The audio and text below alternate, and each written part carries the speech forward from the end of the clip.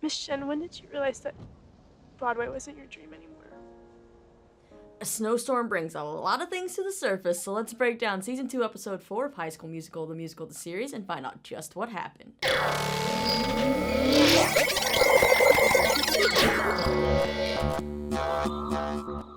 What's going on, you lovely Wildcats? Lisa here, and it's time to talk about another episode of High School Musical, the series. It is time for Episode 4, The Storm, and it's definitely a dramatic one, in the sense that a lot of feelings are kind of brought out, and in some cases, some are really being pushed back down. We also have Nini finally making a big decision. EJ gets something to do in this episode because we haven't really seen him do much except talk about Duke, so we kind of get more on that storyline finally. And I really love the Courtney and Seb friendship. One other thing that I really love is that we get everybody pretty much kind of together again in this episode. So yeah, let's go ahead and break it down. So after the events of Valentine's Day, it's time for Nini to head back to Denver, and she's FaceTiming with Ricky and says he doesn't have to keep putting a smile on his face for her. She can kind of tell this is hard for him. It's also hard for her. She's like, just be honest, we can talk about it. But he's, still trying to put that smile on his face. He doesn't want to admit his emotions here. And yeah, he's like, as long as Nini FaceTimes him every day and she has the snow globe, he's gonna be okay. And if you're a Rini shipper and you really want a cute moment, let's look at the hoodie moment. I literally can't find anything in this new apartment. Oh, let me guess, you're looking for the orange hoodie? How'd you know? I stole it, Ricky. It gets cold in Denver. Now, on to school where everyone is in rehearsals. They have just 2 hours before a big snowstorm is supposed to hit, so they're trying to cram as much as they can in and work on a big splashy group number because Miss Jen says those do really well at the Mankeys. And this is where we get to see our clash between Carlos and Gina start. Gina has agreed to be co-choreographer, but they definitely have 2 different visions. And by co, Gina thought they'd be equal, but for Carlos, by co, it would mean co-pilot, like you're backing him up. So yeah, they're not seeing eye to eye. Gina wants to do a splashy spectacle, big can-can dance number for the Feather Dusters, while Carlos, of course, wants something more elevated in his sense, and of course Lumiere, who he's playing at the forefront. And they decide they're going to workshop both visions of the number and hold an anonymous vote to see who will win, and I don't know if that'll go very well. But now, what happened to the embarrassing text that Gina sent Ricky about the boxed chocolates on Valentine's Day? Do we get a conclusion to that? Well, sort of. Gina says they cleared it up, and now it's kind of become an inside joke thing between her and Ricky. And she says she'd, of course, never step on what Ricky has with Nini. But you can see, if you have eyes and you're watching this show, you can see she's still not okay with it. Like, there's still some pain for her. And whether this is a one-sided crush or not, which right now it definitely seems more like it's a one-sided crush, Gina's kind of hurting here. Like, it's not a fun thing to see your crush not like you back. But at least she's respecting it and she understands what Ricky and Nini have. But like I said, this inside joke thing, she's trying to play it off so well, but it gets to her. I think the Feather Duster Brigade sounded cool. What, do I need to send you a random box of chocolates to prove it? Sick burn. It's actually kind of a running joke now between us. It's funny. Nini then shows up at school to get one last group hug from everybody and of course a kiss from Ricky before heading to the bus station to get back to Denver, because if she misses another day, she's gonna be in trouble. To throw a wrench in her plans, her driver cancels, so Miss Jen offers to drive her to the bus station. And we see Nini run into EJ in the hallway, and he's kind of been missing from rehearsals, so it's like, what's up with him? And he's just been walking around all sad. We finally learn what I think most of us could have predicted. EJ didn't get into Duke, which he obviously thought was a sure thing because of his family's history with the school. Nini tells him sometimes dream schools and stuff are overrated, but gets it pulled away before she can answer him when he's like, what does that mean? She just says, Trust the outcome. So as Miss Jen takes Nini to the bus station, her car stalls and they have to wait for a tow truck. And of course, with any kind of show and whatever, you kind of see that things really come out when people are trapped together, as we're seeing in the school with the snowstorm, and now with Nini and Miss Jen trapped inside this little car. This is when Nini really starts to realize and accept that she's unhappy at her so-called dream school. I mean, we've kind of seen it, kind of build up, but here she really feels it when Miss Jen asks Nini what she'd be doing at school right now. And honestly, none of it sounds like any fun, and Nini's expressions doesn't seem like she's having fun either.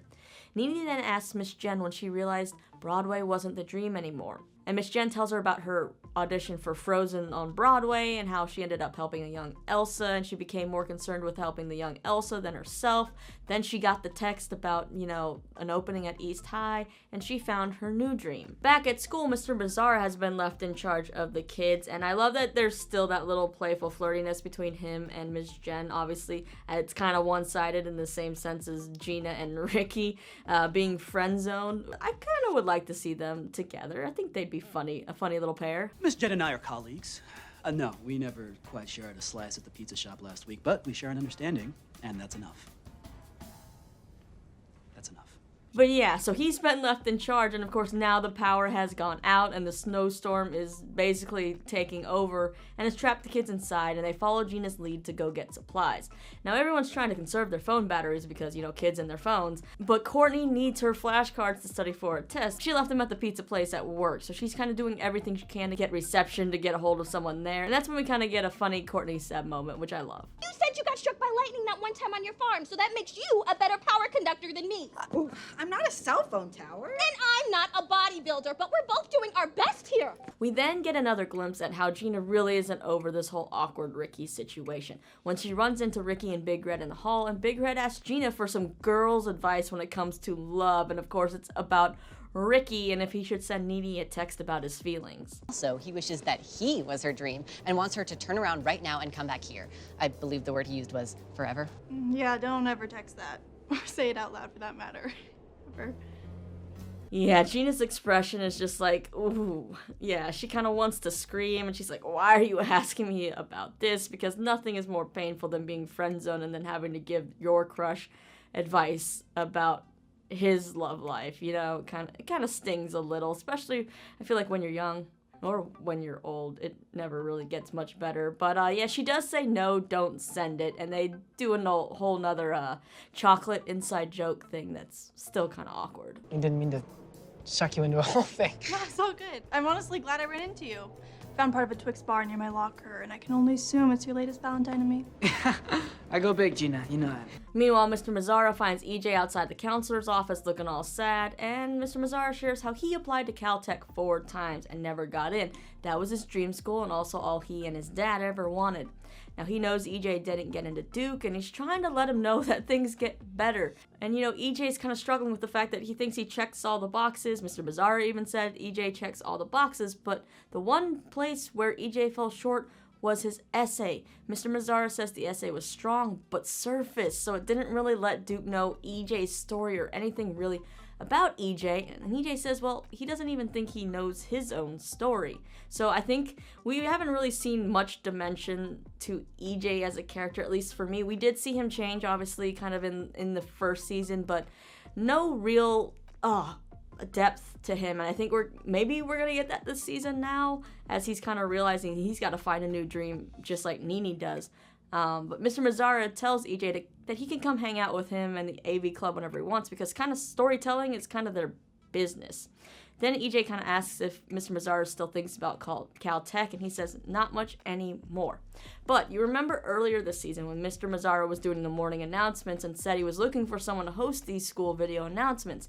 I kind of have a feeling that we're going to see EJ and Mr. Mazzara bond a little, and maybe EJ is going to find a new passion, because he's kind of got that great personality. Obviously, he's good with acting in the theater, and I feel like he would be a good host, especially delivering these announcements. So we'll have to see if that's what happens with EJ, but I am excited to see kind of what path EJ goes down, because he is a character I want to learn more about, and I feel like this season so far, he hasn't gotten much to do. So we'll see how that goes. But I also really want to see him sing Gaston, because he's like perfect for that role. But now back to the other drama. So Gina and Carlos, during the snowstorm, they're in the hallway, they finally have the big blow up, and basically both share their miscommunications, their insecurities about themselves and each other, and how they're both just trying to figure things out. They're both going through a lot. They both think they have a lot to prove.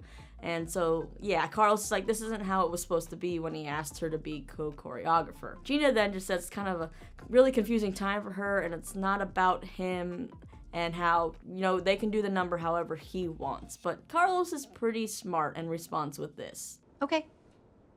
But who? What? If it's not about me, then who is it about? I didn't say it was a who. You didn't say it wasn't.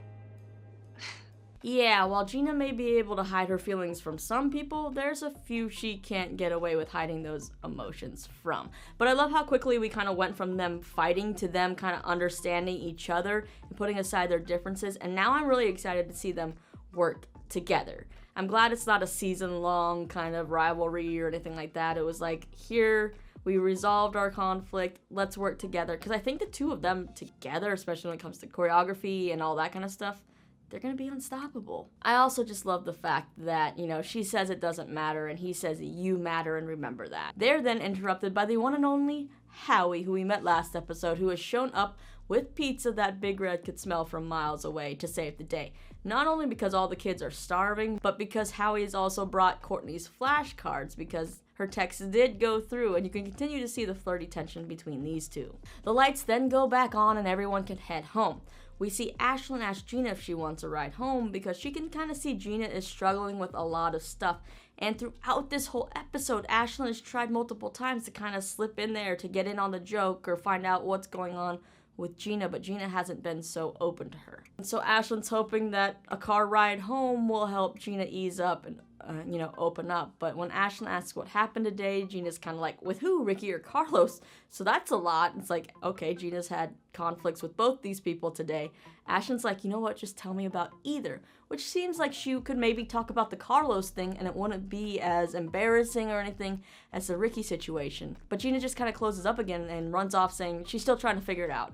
And you can see that there's hurt on Ashlyn's face because we've seen these two start to get close now that they're living together this season, and it seemed like things were going so great, but now Gina's closing herself off again, and so Ashlyn's kind of feeling hurt, I think, that Gina isn't trusting her with her problems, which I do also kind of understand because Gina, this is embarrassing stuff when it comes to Ricky and also Ashlyn's friends with Nini, and telling someone that it could kind of blow things up, or maybe it could end up being a game of telephone, not meaning to tell somebody, but Ashlyn's dating Big Red, who's best friends with Ricky, so maybe she thinks that could get back to Ricky, which would just blow everything up. But yeah, Gina has to kind of come to terms on her own about when she's ready to talk about this stuff. But at least she has somebody who's ready and willing to listen, which I think she hasn't really had much of before because obviously Gina seemed like a loner, hasn't had a ton of friends from moving around a lot, so I think she's not used to having someone who wants to be on her side. She has opened up to Ricky, but now that situation has kind of changed and she has to find a new person to open up to, and I think Ashlyn's that person, and I'm just hoping that she finally gets to the point where she can feel like she can trust Ashlyn. Now as for Ricky, he borrows Big Red's car to rush to the bus station, and we get our departing hug, kiss, slow-mo walk with a head turn, looking over the shoulders, basically straight out of every romance movie, TV moment, as Ricky continues to keep his true feelings of missing Nini to himself. She gets on the bus, and we hear this song that she starts to sing. It's called Granted, which is definitely a really catchy song, and yeah, like I said, the original music this season is so good. It sounds like stuff you'd hear on the radio. But yeah, this song basically talks about someone shaking up their dreams and struggling with what you thought was a dream and then it not feeling right and having, to be somebody you're not. Basically, everything that Nini is feeling right now. Am I taking it for granted? Everything that I've been granted. I keep lying awake with these dreams in the dead of the night 'cause something don't feel right. So what happens next? Nini, in fact, gets off that bus and goes to see Miss Jen. And you gotta love that she kind of pops out of nowhere in the doorway, just like Lily did last episode. And Miss Jen's reaction's just pretty funny. Oh, thank goodness. I thought you were another scary ghost girl. Anyway, Nini explains that she just couldn't go back to the school. And the school has everything, but there's one thing it doesn't have. But the one thing they don't have is Ricky. you.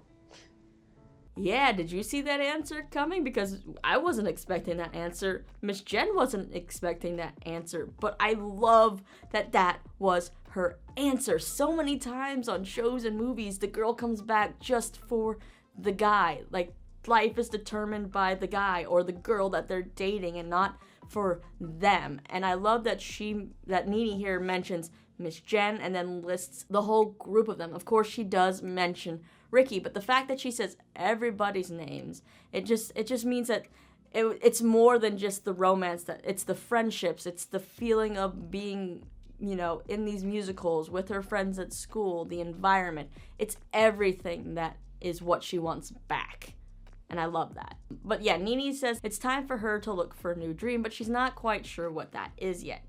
Then Ricky FaceTimes her, and before she can say that, you know, she's staying, he says what he wanted to say in that text, that he wishes she was staying home with him forever. And then she asks where he is and tells him to stay there. And that's where this episode ends. So I guess we'll have to wait to see in the next episode just what Ricky's reaction will be. Of course, it's going to be excited. Those are the events of the storm. So yeah, Gina is still definitely struggling with those feelings for Ricky, and like I said, they seem kind of one-sided at this moment.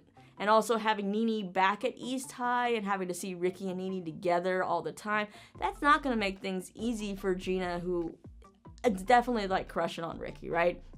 But I feel like this is pretty realistic when you get your first major crush and you get friend-zoned. It's definitely not easy. But I hope Gina starts to kind of settle into the school, into her own, find her place, and yeah, like I said previously, I do like that the conflict with Carlos seems like, you know, it'll only be one episode. We saw her really open up to Carlos, and so maybe he will become the confidant, because it doesn't seem like she's comfortable talking to Ashlyn about this stuff. So we'll see. But I'm also curious to see what happens with Courtney and Howie, because there's definitely some flirtations there, but also she's his boss. And how old is Howie? We do hear him say that, you know, he could help her with like some school stuff. Like, it doesn't seem like he goes to their school. I feel like she would have maybe seen him in the hallway, recognized him, that anybody there would have recognized him. We haven't even seen Big Red really interact with him. So yeah, what if he like goes to North High maybe? And then we kind of get the stereotypical, oh no, you can't date because you go to rival schools and you're on the rival theater teams. And, you know, that wouldn't be cool. Lovers from the wrong side of the tracks type, two different worlds type thing. Like, could that be what happens with them? I don't know. We still got a lot to learn about Howie. We still got a lot to learn about Lily. We haven't even seen Andrew Barth Feldman's character come in yet. So, yeah, there's a lot to look forward to. So, let's watch the promo for the next episode. Happy birthday, Carlos! I have a proposal to run past you. Yeah? Maybe it wouldn't hurt if you, like, talk to Miss Jen about getting you back on stage. I have an idea that'll blow the competition out of the water. Okay, so this next episode seems like a big one for Carlos. He gets surprised with his own quinceañero, which it was mentioned many times in this episode about how his sisters all had quinceañeras and he choreographed for him and he didn't get anything for himself. And it's not like he's bitter or anything, right? But I'm kind of glad that everybody comes together, it seems like, to surprise him. And it looks like this episode will be full of some great songs and numbers, because look at Gina's fabulous outfit. Like, she looks fantastic. Also, what else is in this promo? We have Ricky saying he has a proposal for Gina, and of course that's the only thing we get there. So it's like, what on earth could this proposal be? I kind of wonder maybe if it's something like helping Ricky with his dancing or waltzing or something for the show because he wants to impress Nini, or I don't know. I just feel like the obvious thing would be something to help him with Nini, which of course is going to test Gina struggling with her feelings for Ricky.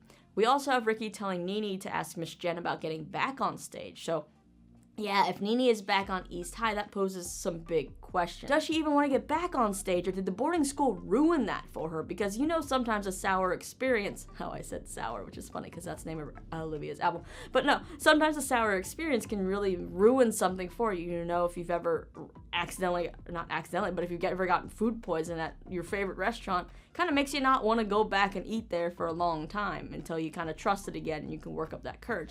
So maybe going to Yak has kind of ruined theater and acting for her. I don't know.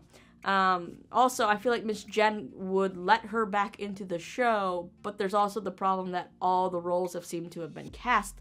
So what role would she play? There might be some other roles around. Maybe she could be like the sorceress or the witch that comes and puts the curse on the beast. Do we have the wardrobe yet? I can't even remember.